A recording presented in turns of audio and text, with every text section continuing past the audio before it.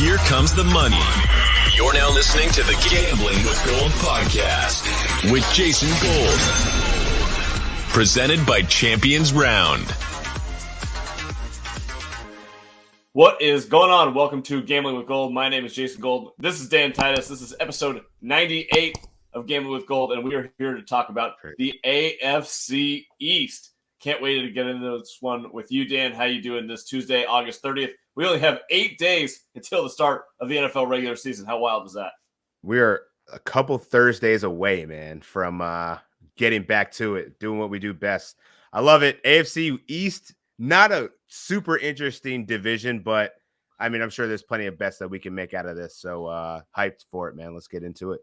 I cannot wait to talk about this division, actually, because I have a couple of rants lined up, and I know how we enjoy when I go into my little rant world. So can't wait until those come up on the show. Let's start off with all of the odds for the division.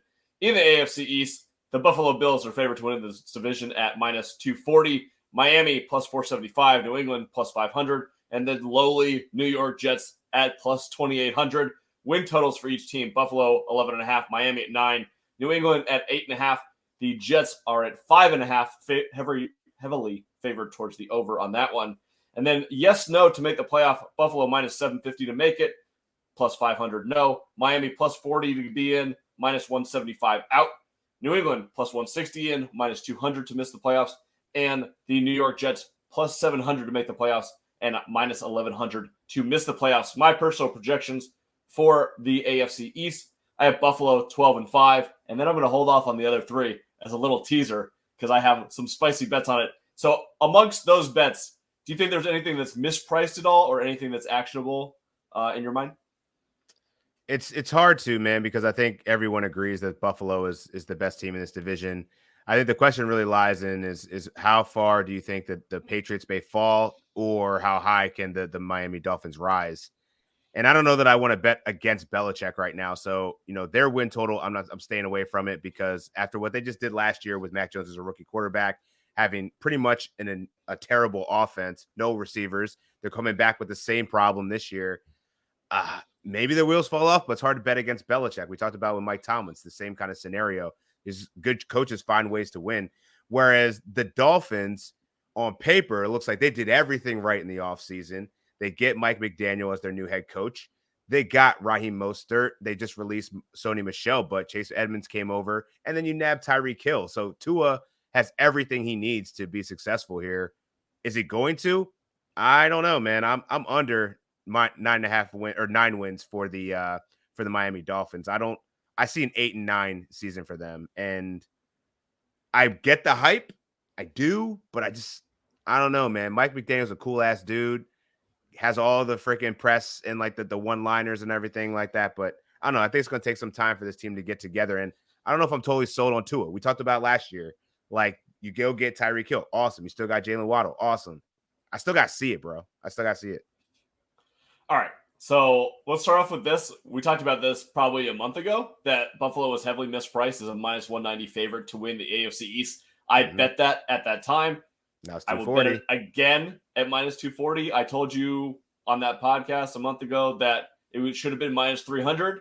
It's still not minus 300. So still actionable to me with that number out there in the marketplace.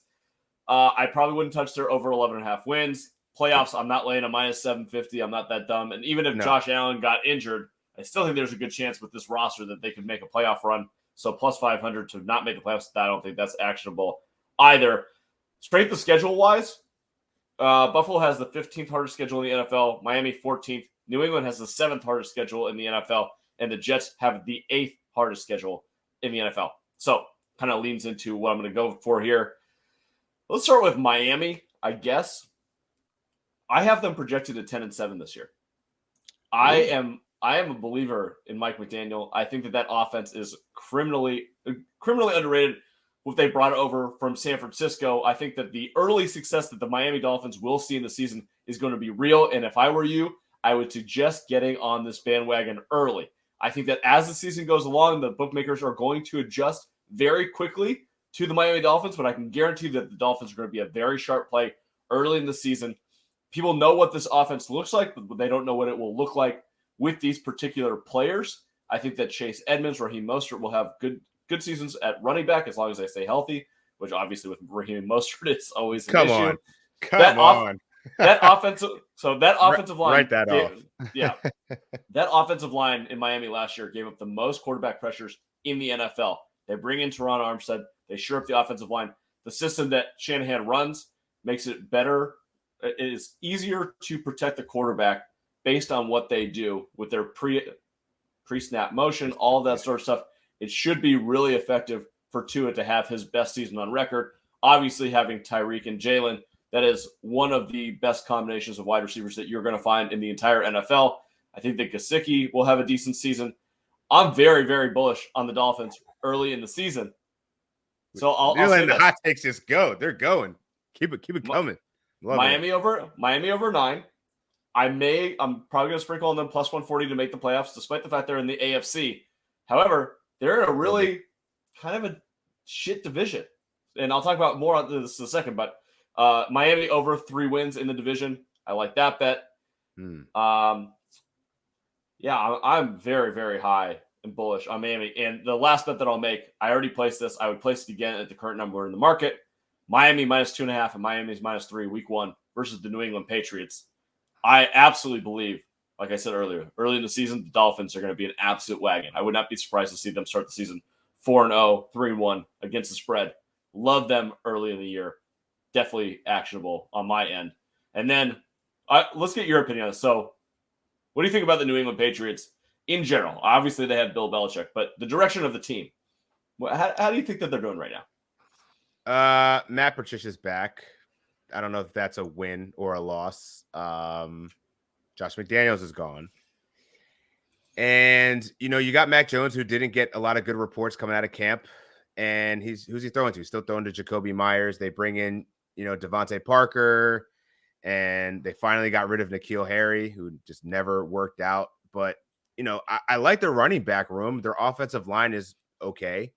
Their defense, they still got Matt Judon, who's one of the best, defenders out there. So edge rushers, linebackers. So I'm not worried about their defense. It's more about the offense and can they score points. We saw this team last year run the ball 40 times in a game. Yeah. They won. They did. But I think that they got out their Pythagorean expectation. They probably exceeded that last year. So I think they'll probably regress a little bit. Yeah, I'm just not sold on them, but I just don't know that I want to sink all of my faith into the Dolphins if they're going to go down in this. Because the Jets aren't going to be that good. I had hope for the Jets early on, but they got hit with some injury issues on the offensive line, and obviously Zach Wilson's out. I can't trust Joe Flacco at this stage in his career. So I guess I could see the Dolphins finishing second in the division. I just don't know how many wins that amounts to. And going back to your Dolphins point, one of my player props that I put on very early was Mike Gesicki under 55 and a half receptions, mainly because this guy just wasn't utilized at all in the preseason. And he's been challenged by Mike McDaniel to be more of an inline blocker, which he never did in his career. Great hands, more weapons. Cedric Wilson is also there. So that's another weapon for Tua to throw into the slot that might take away some snaps or targets from Mike Gesicki. He could still have a good season. But yeah, I just don't see him getting the volume that he previously got when there was no one there. Yeah, I think the thing on Gesicki for me is that he's always been a Tua outlet, and he's really looked for him, especially in the red zone. And despite the fact that I think that this offense will look a lot different this year, I still think that if you see your guy on the field that you're comfortable with, when there's real game pressure on you, you're going to look for him. And I think that he'll be involved in the offense. And we've seen what San Francisco did with really game-breaking tight ends that have the sort of speed vertically, who can run vertical routes really well. So Gesicki's George Kittle. I don't think that, obviously, but I do think that, he's a offensive-minded tight end. And I think that there are certain things that Kittle did within the San Francisco offense that Gesicki can replicate. So I wouldn't completely write him off this season. That's all. So his blocking is, I think that's the biggest difference between Kittle and but I'm not talking about him getting a 90 reception season. I think that 60 and 700 yards seems reasonable to me. I don't think that your bet is bad. I wouldn't say Gesicki's trash and he's gone, won't have any role on the team. I think that he definitely will. I don't think he's trash either, but I think we got a little bit of a signal that he's going to be less reliable in the passing game this year because he might be in line more, and he does have that big play ability. So like if he's going to make the plays, he'll get it out, open in space, open through the seams in the middle of the field. I could see it happening. Okay, I'm with you. I want to move over to the New England Patriots. So win total set at 8.5. We're going to bet the under 8.5. We're going to bet minus 200 to miss the playoffs. We're going to bet under 7.5 plus 170. We're not going to take them to finish fourth in the division. Did I think about it? You're goddamn right I did, but I can't. I can't do it. I can't do it. That would be a failure upon epic proportions because I don't think Belichick's ever been that bad. Not in New England. No. Maybe in Cleveland, but yeah, that's maybe 25 years ago, so that doesn't really count. So New England, they have the seventh hardest schedule in the NFL. Yep. They only beat two teams with a winning record last year, and one of them was against the Tennessee Titans, where the Titans were missing everybody, and the other one was in that Buffalo Bills game where there was 150-mile-an-hour winds, and no one could throw the ball, so they had to run the ball. So basically, what I'm saying is they never beat a good team last year. Got a little lucky with the schedule, not so much this season, and let's get into my rant that I made on our Hot Takes and Pancakes podcast probably a month ago. Bill Belichick is ruining Mac Jones. He's ruining his career. Why the fuck wouldn't you bring in a legitimate offensive coordinator to groom this second-year quarterback? You want this guy to be the next version of Tom Brady and lead your team, yet you're setting him up with Matt Patricia, and you think at 70 years old that you're going to be able to call offensive plays while you're trying to deal with the defensive side of the ball, something that you haven't done ever in your career? You're fucking 70 years old. You're great as a CEO of a team. You do not need to be involved on the offense. You need to hire a legitimate offensive coordinator. Josh McDaniels was one. You let go of him. Now you have Matt Patricia, and I don't know, your fucking son is probably calling running plays for the team out of the safety position, that little weirdo with his mullet haircut. I get him the fuck out of here. That offensive line isn't good. It might be one of the worst wide receiver rooms in the NFL. You cut half of your tight ends. You don't even use the one that you paid $57 million in Jonnu Smith. Your running backs are great, kind of. Damian Harris is going to stink this year. By the way, Damian Harris under 8.5 rushing touchdowns. That's a lot. I'm all in. Love it. Love that. I'm all in on Ramondre Stevenson this year. Great. That's all I can fucking do on offense. You are simply ruining a really, really good, young, capable quarterback in Mac Jones because you're too, I don't know, dumb, stupid, egotistical to hire an offensive coordinator. Get the fuck out of here, Bill Belichick. That's my rant. Yeah, I mean, the dude he likes what he's comfortable with. McDaniels left before and he came back. Patricia stunk it up, came back. So, I mean, I guess the guy just likes familiar faces. But the last time McDaniels left, they brought in Bill O'Brien, who was a perfectly capable offensive coordinator. Now they have Matt Patricia, a defensive coordinator, who's going to come in there and think he's going to be able to run the offense in 2022. No fucking way. His offense was trash. But I feel like everyone that leaves Belichick just doesn't find success and then they come back home. So I don't know. But to your point, I think they didn't do anything to help out Mac Jones is the bigger thing here. Devontae Parker, nah. Nelson Aguilar, nah. Jacoby Myers, cool. You mentioned Jonnu Smith. They're not using him at all. Hunter Henry is probably the most consistent red zone threat that they do have. But yeah, I just don't know how they're going to move the ball. So yeah, I think I'm definitely on Damian Harris under 8.5 rushing touchdowns. To me, like, I think there's a very good chance that guy gets traded. If he doesn't get traded, he's going to be ceding touches to Ramondre Stevenson because that guy has a lot of big playability. And let's be honest, man, that dude just had really great situations to score touchdowns last year. So he's definitely going to regress. But overall, yeah, I mean, I think I could share your optimism or skepticism in optimism that they're going to suck. Pessimism that they're not going to. Optimism for my bets. Yes. Right. So I feel that. So I think I'm definitely on board with Miami leapfrogging New England. The question is how bad is New England going to be? Yeah. You think that there's going to be a chance that they could be like borderline, like, what do you got them for? 6 wins? 6-11. Yeah.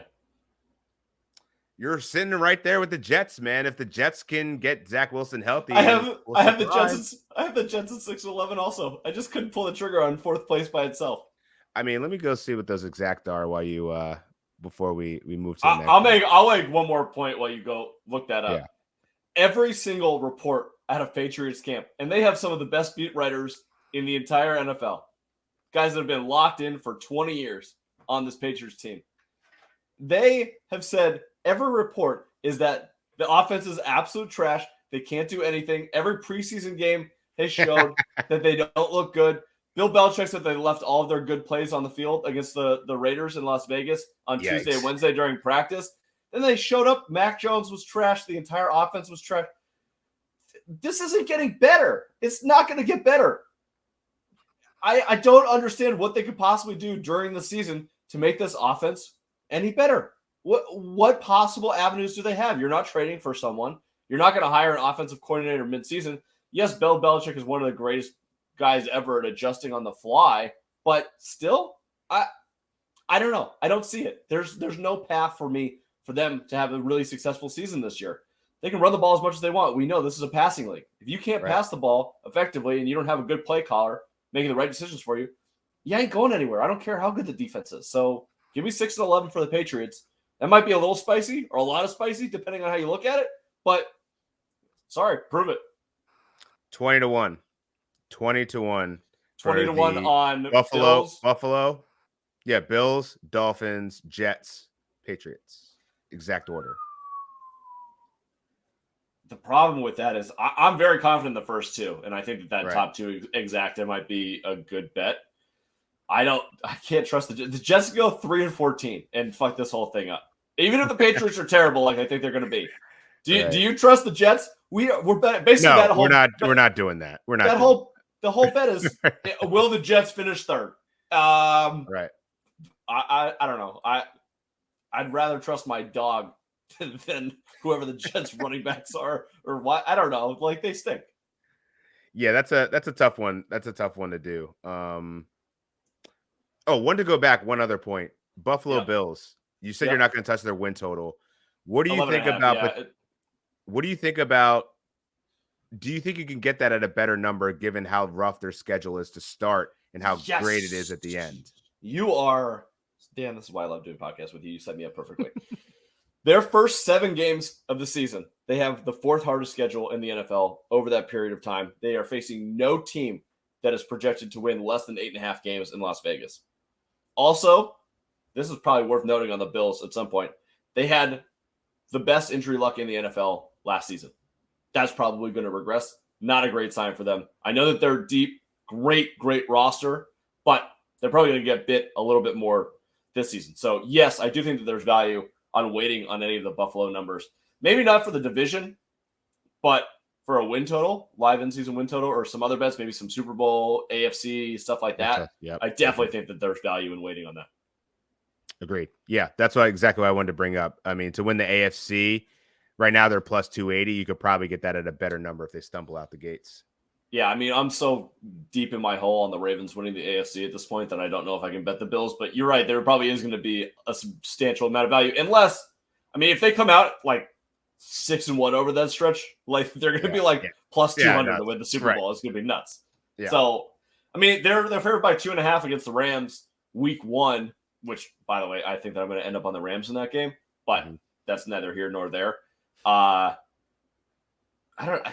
Maybe they're just so good that it doesn't matter how difficult the schedule is. But I would figure that they're probably going to start, if they start like 3-2, like absolutely, there's so much value on betting the Bills at that point. Yeah, for sure.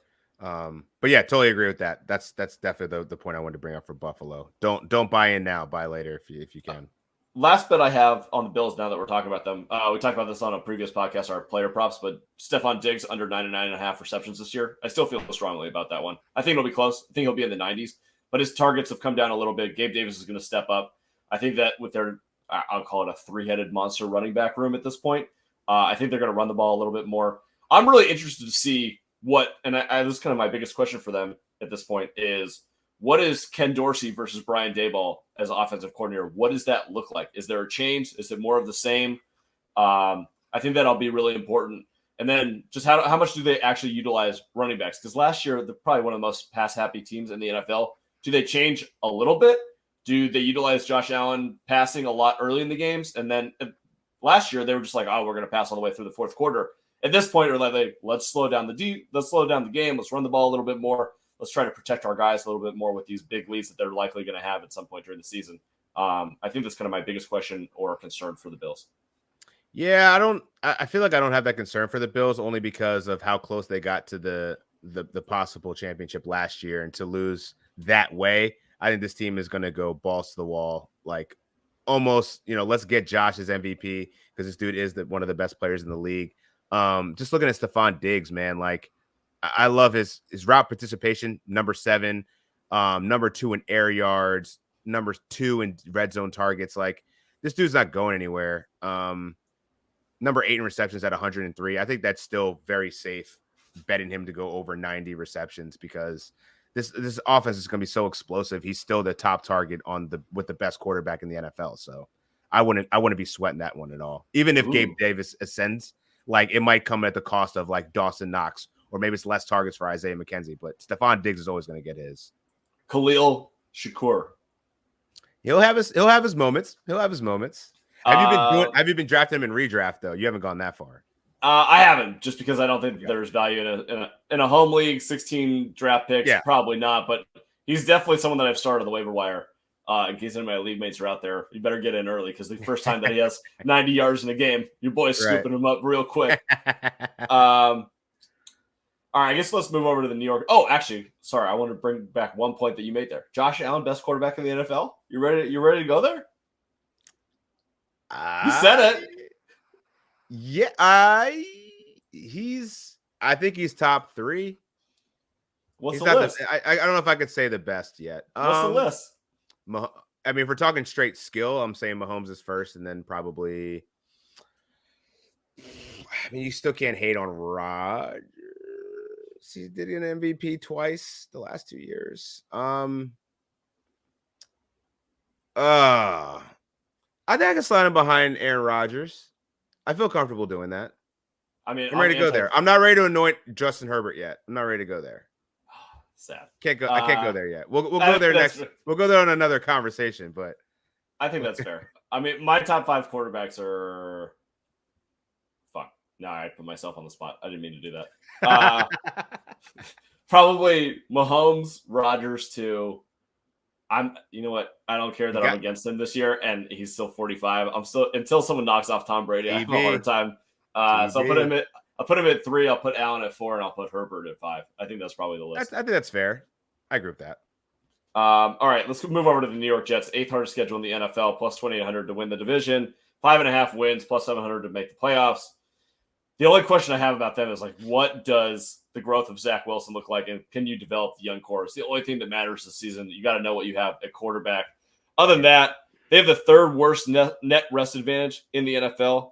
They have the 2nd worst fumble luck in the NFL, so it's kind of like they're a hard schedule, but they'll regress positively. Be interesting to see what happens with them this season. I don't really have a read on them, and we're not going to see Zach Wilson for a couple weeks, so who the fuck knows? All I know is, hey, week 1, Baltimore -7 at the New York Jets. Best teaser leg that you can possibly use. I'm about to say, get off that key number, but tease them. Yeah, I'm teasing them down. Give the Ravens that all day. All right. So what are your opinions? John Harbaugh just doesn't win in week 1. Yeah, absolutely. Or doesn't lose in week 1.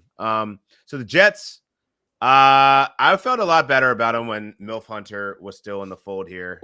Now that we're at Joe Flacco, I'm not inspired. Like I've heard takes that he might be able to open up the offense a little bit more. Obviously, as a steady head, he's a veteran quarterback, Super Bowl winner.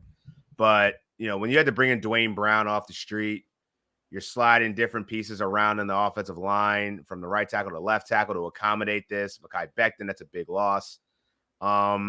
They got the weapons on offense. Like, there's no denying that. I just don't know what this team looks like when it's all put together.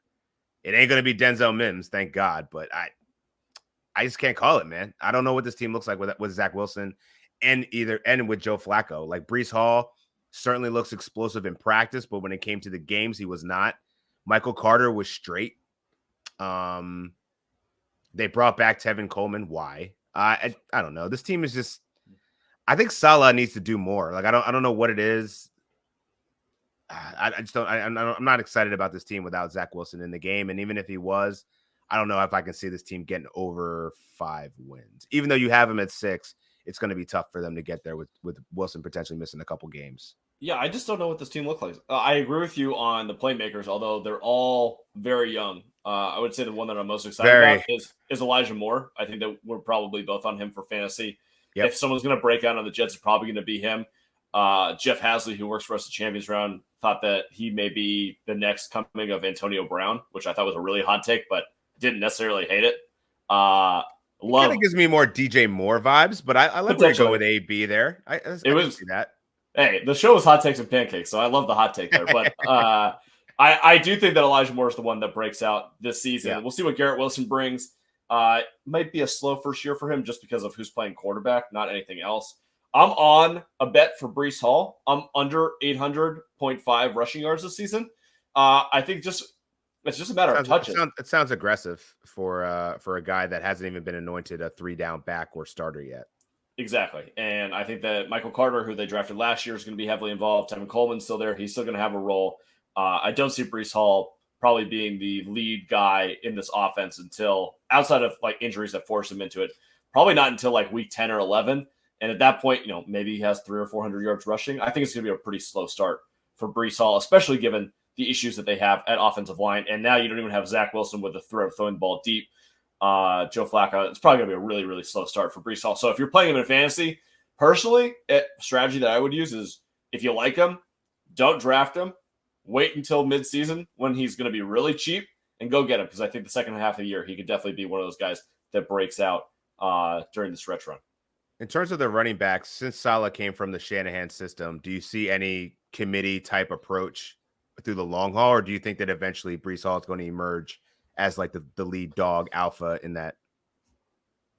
It'll be interesting to see. So Mike LaFleur is their offensive coordinator. We can look at a bunch of different stuff. We can look at San Francisco, which basically has never had a stalwart running back with Kyle Shanahan. Atlanta, a little bit more with Devontae Freeman. He was kind of like the 1A-ish back, but they had Tevin Coleman also when Tevin Coleman was sick. Right. As the 1B, he was probably getting, it was probably a 60-40 split there. Mm-hmm. We could go up to Green Bay and look at what his brother's doing with the Packers. Right. Aaron Jones was the guy for a long time. He was definitely a 1. He's probably still a 1. But now you have A.J. Dillon. That's probably like a 60-40 split, although Aaron Jones is going to catch a shit ton of balls this year. Right. So, yeah, you can't really get around. They've never had like we're giving you 80% of the carries this season. That doesn't really happen. Yeah. Agreed. So I think that's why I like the 800 yards even more. That just seems like a bit much, just considering all that. All right, so let me go through all the bets I have on this division. So Buffalo minus 190 to win the division. That's not available anymore. I would bet it up. I'm going to say, I think it should be 300. I'll say bet it up to minus 250, so you have a little bit of wiggle room there. New England under 8.5, under 7.5 plus 170. Miami over 9. Diggs under 99.5 receptions. Miami over 3 divisional wins. Breece Hall under 800.5 rushing yards. Damian Harris under 8.5 rushing touchdowns. Do you have any other bets that you were interested in making? Yeah, I got Josh Allen over 34.5 passing TDs, Damian Harris under 8.5 rushing TDs, and Gesicki under 55.5 receptions. And I'm definitely going to take that New England under 8.5, and the Miami Dolphins, as spicy as it is, against my boy here, I'm taking them under 9 because I gotta see it. I gotta see it, Tua. I gotta see it. Fair enough. I completely understand why anyone would be hesitant to bet on Tua Tagovailoa. I didn't want to do it myself, but I was convinced otherwise. And you were throwing up saying that man's name last year. Like, who is this guy? He needs to be out of there. And now look at it. You get blessed with Tyreek Hill. Look how it changed his minds. It's really Tyreek has part of it. It's more Mike McDaniel. I get it. I just love Mike McDaniel. You know what's a funny story? So when Oregon was hiring their head coach, when Willie Taggart left to go to Florida State and we hired Mario Cristobal, I went in. It was like Shanahan's. This must have been the Shanahan, maybe his first successful season in San Francisco. I was like, who the fuck runs their offense other than Kyle Shanahan? And I saw Mike LaFleur and Mike McDaniel, who were their co-offensive coordinators. I was like, who does the running game? And it was Mike McDaniel. And I talked to my buddies in the Oregon Athletic Department. I was like, can you go look at this guy? Like, I would love him to be the head coach. And the response I got was, who? So I feel semi-validated that I was like on this yeah. guy 5 years ago. Yeah. I've loved him ever since. I think that Shanahan system is really special. Everyone that talks about this guy says that he's a genius. So I'm willing to bet on that, especially early in the season on the Miami Dolphins. I think it's a really, really great creative hire.